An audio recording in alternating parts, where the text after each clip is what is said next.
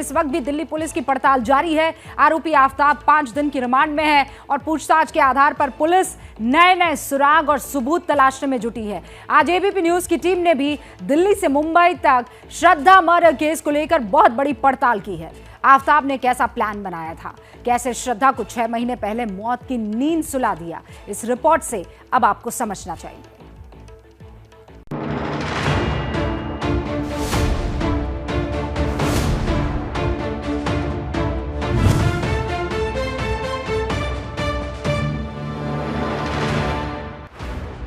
चेहरे पर मुस्कान, बेफिक्री, बेपरवाह अंदाज और अपने साथी से बेपनाह मोहब्बत।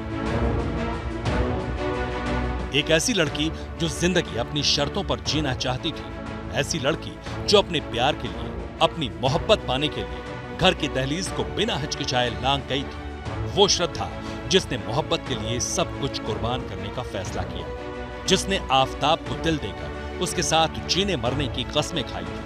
वो श्रद्धा जो आफताब पर आंख मूंद कर भरोसा करती थी और उसके एक बार कहने पर बिना संकोच अपने घर से सैकड़ों किलोमीटर दूर एक अनजान शहर में रह रही थी, ये सोचकर कि जिसके लिए सब कुछ छोड़कर आई वो उसे एक दिन अपनाएगा, मांग में सिंदूर भरेगा और हमेशा उसका साथ निभाएगा। लेकिन प्यार मोहब्बत की इस कहानी में फरेब, मक्कारी और हैवानियत का ऐसा फलसफा छिपा था जिसके बारे में किसी ने सोचा भी नहीं था। मुंबई में काम करने वाली श्रद्धा का दिल्ली में बेरहमी से कत्ल कर दिया गया। पुलिस का दावा है कि श्रद्धा को उसी के लिव इन पार्टनर आफताब ने मार डाला। गला दबाकर हत्या करने के बाद जिस्म के 35 टुकड़े कर दिए। किसी को शक ना हो इसलिए धीरे धीरे महरौली के जंगल में 18 दिनों तक शव के टुकड़ों को फेंकता रहा। नोट करने वाली बात यह है कि 6 महीने पहले हुए इस हत्याकांड का खुलासा अब हुआ है। लड़का लड़की जो मुंबई से आए यहाँ पे मई के महीने में आके यहाँ पे रुके एज लिव इन पार्टनर्स, उनका झगड़ा हुआ कहीं जाकर तो लड़के ने लड़की की हत्या कर दी। इसमें फिर हत्या के बाद उसने उस क्राइम को छुपाने के लिए लड़की की बॉडी डिस्पोज ऑफ करी, मल्टीपल पार्ट से बना के और मल्टीपल लोकेशंस पे डिस्पोज ऑफ करी। 14 नवंबर 2022 महरौली, दिल्ली। दिल्ली का यही वो मकान है जहां पर श्रद्धा और आफताब लिव इन रिलेशनशिप में रह रहे थे। लेकिन अब यहां पुलिस की टीम है, जांच हो रही है, फॉरेंसिक एक्सपर्ट्स मौके पर, एक सबूत इकट्ठा किया जा रहा है क्योंकि ये ऐसी वारदात है जिसने पूरे देश को सन्न कर दिया। पुलिस का दावा है कि आफताब ने इसी फ्रिज के अंदर शव के टुकड़े रखे थे।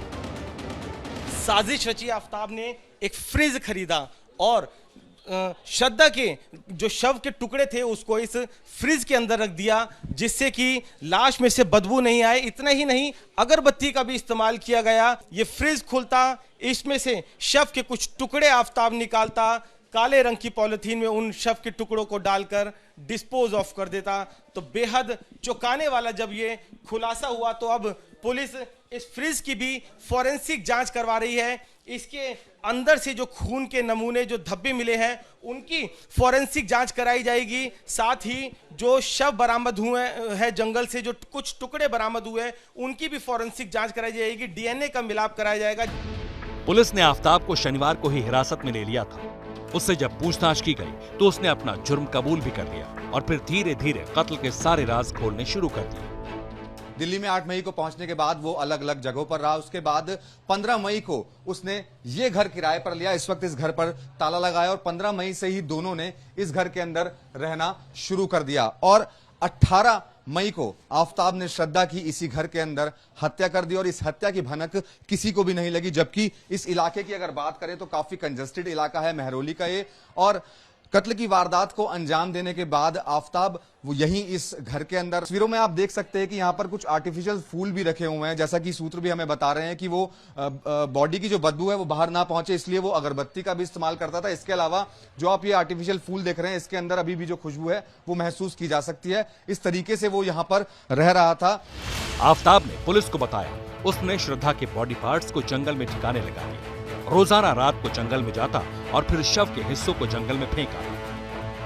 आफताब घर से निकलता देर रात को 2 बजे और उसके बाद थैली में टुकड़ों को लेकर आता और इन्हीं घने जंगलों में लाश को ठिकाने लगा दिया। आप देख सकते हैं छतरपुर इलाके के बेहद घने जंगल है, जहां पर कुछ इस तरीके के जानवर भी मौजूद हैं जो लाश को खा सकते हैं। और यही वजह है कि पुलिस आफताब को रिमांड पर लेकर लगातार इस जंगल का कोना कोना छान रही है, लेकिन बावजूद उसके अभी तक श्रद्धा की लाश के अधिकतर टुकड़े पुलिस बरामद नहीं कर पाई है। सवाल है, आखिर श्रद्धा को आफताब ने क्यों मारा? दोनों के बीच ऐसा हुआ क्या जिसके बाद श्रद्धा को मौत के घाट उतार दिया गया? और सबसे बड़ी बात ये कि 6 महीने बाद इस हत्याकांड का पता कैसे चला? पुलिस को क्या सुराग मिले? तो कत्ल और हैवानियत की इस कहानी को ठीक से समझने के लिए सबसे पहले श्रद्धा और आफताब की बैकग्राउंड स्टोरी भी समझनी होगी। 2019 मलाड, मुंबई। बात 2019 की है। मुंबई के पास वसई की रहने वाली श्रद्धा वालकर मलाड के एक कॉल सेंटर में काम करती थी। इसी कॉल सेंटर में श्रद्धा की जान पहचान आफताब अमीन पूनावाला से हुई। ये बातचीत दोस्ती में बदली और धीरे धीरे दोस्ती ने प्यार की शक्ल अख्तियार कर ली। और जब श्रद्धा ने आफताब के बारे में अपने घर में जिक्र छेड़ा, उसके बारे में माता पिता को बताया, तो दोनों ने इस रिश्ते को नामंजूर कर दिया। हम श्रद्धा के घर के बाहर हैं। ये श्रद्धा का घर है, उनकी माता के नाम पे है, हर्षला वालकर और C 504। लेकिन इस वक्त परिवार का कोई भी सदस्य घर में मौजूद नहीं है। आपको बता दें कि श्रद्धा की माता का निधन जनवरी 2020 में हुआ, लेकिन श्रद्धा उसके पहले ही आफताब के साथ लिव इन रिलेशन में रहती थी। माता पिता का इस बात को विरोध था कि वो आफताब के साथ किसी प्रकार के रिलेशन में रहे। परिवार का इसलिए विरोध था क्योंकि उनके परिवार में अंतरजातीय विवाह को मान्यता नहीं थी या वो नहीं मानते थे और वो चाहते थे कि आफताब के साथ किसी प्रकार का रिलेशन ना रहे।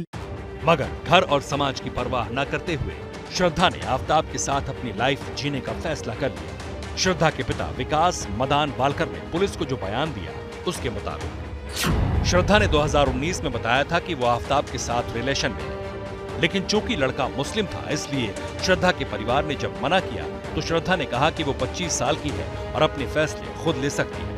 इसके बाद श्रद्धा ने घर छोड़ने का फैसला कर लिया। पिता के मुताबिक पहले दोनों नया गांव और बाद में वसई में रह रहे थे, लेकिन जब श्रद्धा की मां की मौत हुई तो 2020 में वो घर वापस आए और मारपीट की कहानी बताई। तब पिता ने बेटी को घर में रुकने को ही कहा। श्रद्धा के पिता के मुताबिक इसके बाद आफताब ने श्रद्धा से माफी मांगी और फिर दोनों साथ रहने लगे। पुलिस सूत्रों के मुताबिक इसके बाद श्रद्धा और आफताब मई 2022 में दिल्ली शिफ्ट हो गए और पिता ने भी बेटी से बातचीत बंद कर दी। लेकिन श्रद्धा ने दिल्ली जाने वाली बात अपने क्लासमेट लक्ष्मण को बताई थी। श्रद्धा के पिता का कहना है कि लक्ष्मण के जरिए ही बेटी की खैर खबर मिल जाया करती थी, मगर सितंबर में अचानक श्रद्धा ने फोन उठाना बंद कर दिया और फिर जब भी उन्होंने बातचीत करने की कोशिश की, बेटी को कांटेक्ट किया तो बात नहीं हो पाई। 2-2.5 महीने से अगर वो लक्ष्मण बोलता है कि लड़की 2-2.5 महीने से उनका मोबाइल बंद है, सब है, लेकिन हमारे पास ऐसा कुछ सबूत नहीं था कि वह लड़की दिल्ली रहती है और यहाँ रहते हैं। तो हमने सुमोटो हमने मिसिंग दाखिल किया था। उनका जो आफ्ताब जो है लड़का, बाद में लड़की श्रद्धा, दोनों का मोबाइल का सब कॉल डिटेल निकाला, 1.5-2 साल का। तो उनको जरूरी मिला इन्फॉर्मेशन कि वह ये मई महीने से उनका फोन बंद है, लड़की का फोन, फेसबुक, बैंक का अकाउंट, सब डिटेल सब उन्होंने चेक किया। तो उनको लगा कि साला ये सब लक्ष्मण नाटक बताया कि जिस हिसाब से सब उसका बंद है। किधर ना किधर थोड़ा अपने को डाउटफुल लग रहा है कि लड़की किधर गई, वो बता नहीं रहा है। लड़की तो झगड़ा करके बता रही है और वो उसका डिटेल्स नहीं मिल रहा है। इस दौरान ये जानकारी सामने आई कि श्रद्धा और आफताब दिल्ली में 8 मई को पहुंचे थे। उसके बाद पहाड़गंज के एक होटल में एक दिन रुके, बाद में सैदुल्ला जाप इलाके में एक हॉस्टल में रहे, फिर मेहरौली के मकान में 15 मई को शिफ्ट होने का फैसला किया। कभी देखा आपने उसको? भी देखा है, तब शादी होती थी, तब रात में ही गाड़ी चला के जाता था, बस उससे हमने आगे नहीं देखा कभी। गाड़ी थी उसके पास? हाँ गाड़ी थी, एक हुक्का सा लेके फिर घूमता था गली में, इतना जरूर देखा हमने, बस उससे आगे नहीं। लड़की श्रद्धा थी, उसको कभी देखा हो? उसे नहीं देखा हमने, कभी भी नहीं देखा, आज तक नहीं देखा, क्योंकि हमें पता ही नहीं उसके बारे में। लड़की को कभी नहीं देखा आपने? पार्टी वार्टी होती थी, पानी वानी भरने आते थे, ये नहीं पता भी ये लड़का कौन है कौन नहीं है, हमारे को नहीं बेटा मालूम कौन रहता है कौन नहीं। किराए पे बहुत दुनिया आती है। सोचिए, 15 मई को दोनों मकान में शिफ्ट हुए, मतलब दिल्ली आने के 10 दिन बाद आफताब ने इस हत्याकांड को अंजाम दे दिया। मगर सवाल था, ऐसा क्यों किया, क्यों शव को टुकड़ों में काटा, इसके लिए कहां से आइडिया आया? इन सवालों का जवाब मिलेगा बस थोड़ी देर। जैसे ही घड़ी का काटा दोपहर 2:30 पे आए, बबीता जी का दिल सास बहू साजिश के लिए मचल जाए। और ये है इनकी बहू, पूरे दिन ऑफिस की टेंशन हो जाए गॉन जब ये करें अपना फेवरेट शो फ्री टाइम पे ऑन। इनकी तरह आप भी देखिए अपना फेवरेट शो अपने टाइम पर और डाउनलोड कीजिए एबीपी लाइव ऐप अपने स्मार्ट टीवी पर।